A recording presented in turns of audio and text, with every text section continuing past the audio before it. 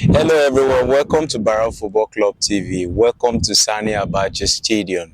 The Nigerian Premier Football League match day 34 is done and dusted with a whole lot of results that altered a change to the table of the Nigerian Premier Football League. Focus on our darling team, Barrow Football Club. Your darling team, Barrow Football Club, came out victorious from a victorious comeback to defeat Remo Stars 2-1 at the Sani Abacha Stadium. It was indeed an interesting encounter that started the other way around and ended the other way around. In the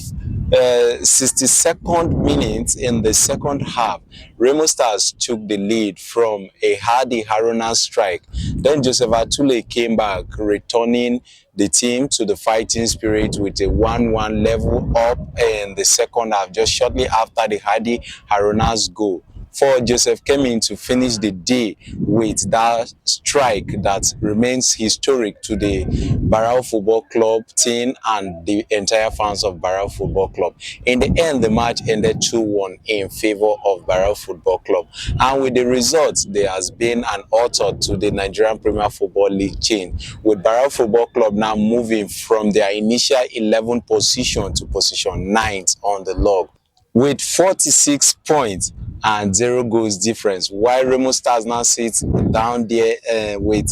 40 points on the log. Now shifting focus to the Nigerian Premier Football League table, where Rivers United currently top the table with 58 points after defeating Plateau United 1-0 at home. Enugu Rangers, after a disappointing home draw against Barrow FC, went all out to also give Niger Tornadoes that disappointing draw, goalless draw at the Baba Katangora Stadium in Minna. Ikorodu City went back home to reclaim their spot, defeating Kano Pillars 3-0 to return to the third position with 55 points. So looking at the top three in the Nigerian Premier Football League, Rivers United sits on the first position with 58 points and a +7 goals difference. Rangers International sits on the second position with 56 points and a +15 goals difference. Ikorodu City sits on the third position with 55 points and a +7 goals difference. Looking at the downside of the table,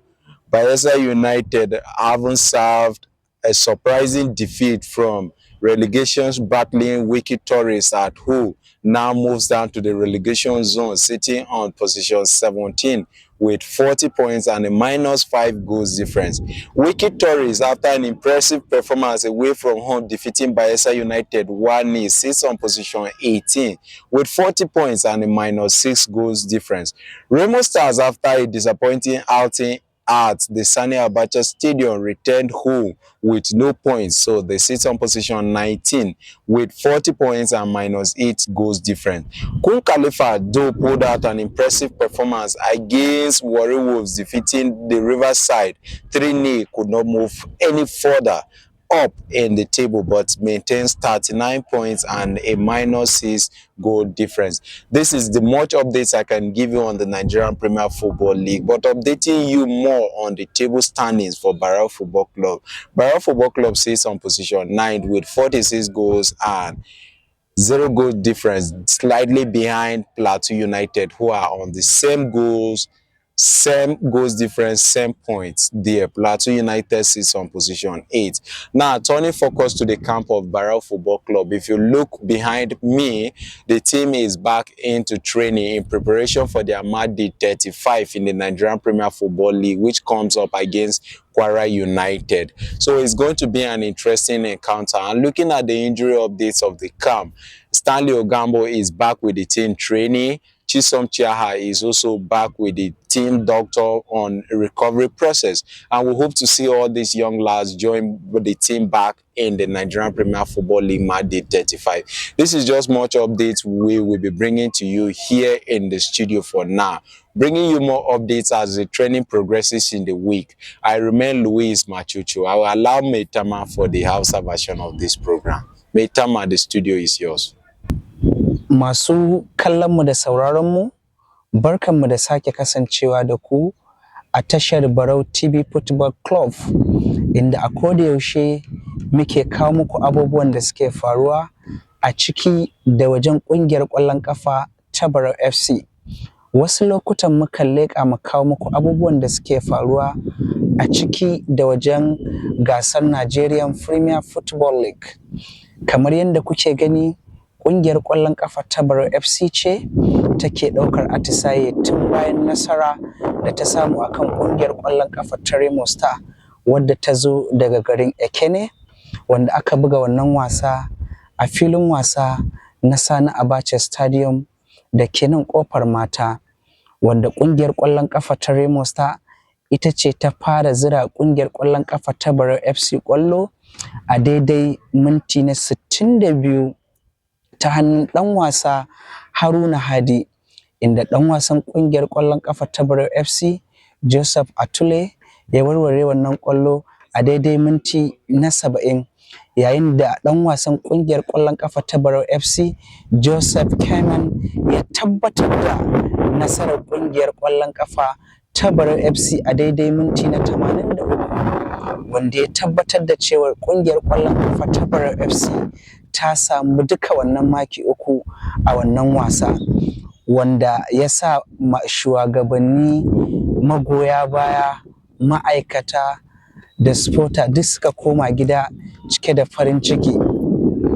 bacin wannan nasara da ƙungiyar ƙwallon ƙafa ta Barau FC ta samu. Idan muka duba da teburin gasar Nigeria Premier Football League, za mu ga cewar ƙungiyar ƙwallon ƙafa ta Rivers United da ke garin Fatakol ta haye saman teburi bayan nasara da ta samu akan ƙungiyar ƙwallon ƙafa ta Plateau United da ci 1-1 a filin wasa na Adosia Maka da ke garin Fatakol na jihar Rivers, inda ƙungiyar ƙwallon ƙafa ta Rivers United take mataki na 1 da maki 58 da ƙwallo guda 7, yayin da ƙungiyar ƙwallon ƙafa ta Enugu Rangers take biye mata baya a mataki na 2 da maki 56 bayan canjar da ta yi a filin wasa na Bako Kwantagora da ke garin Mina na jihar Neja, yayin da ƙungiyar ƙwallon ƙafa ta Ikorodu City da ke Ikoyin jihar Lagos take na mataki na 3 da maki 55 da ƙwallo 7 bacin nasara da ta samu akan ƙungiyar ƙwallon ƙafa ta Kano Pillars da ci 3-1 a filin wasa na Mabaloji Johnson Arena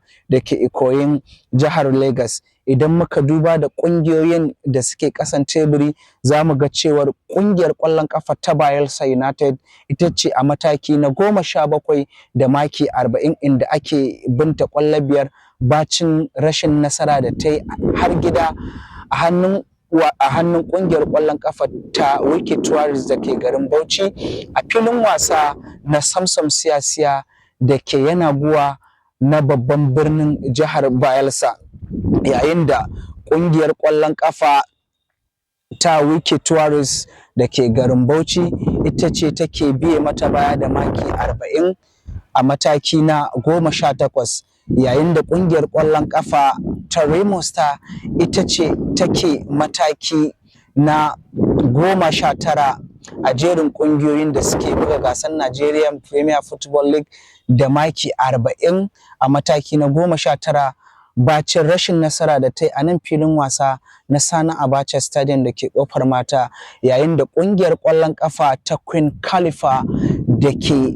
garin Imo State bacin nasara da ta samu akan ƙungiyar ƙwallon ƙafa ta Warriors a filin wasa na Andaniam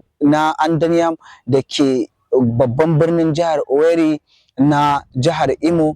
bacin nasara da ta samu akan ƙungiyar ƙwallon ƙafa ta Warriors. Duk da haka ita ce ƙungiya take mataki na 20 da maki 39, inda a yau a filin wasa na El Kanemi da ke garin Maiduguri na jihar Borno za a kara tsakanin ƙungiyar ƙwallon ƙafa ta El Kanemi Warriors da ke garin Maiduguri da ƙungiyar ƙwallon ƙafa ta Nasarawa United da ke garin Lafiya. Wannan shine ɗan abin da za mu kawo muku a yau. A koda yaushe ku ci gaba da kasancewa da tashar Barau TV Football Club. A koda yaushe ni ne naku Yusuf Maitama.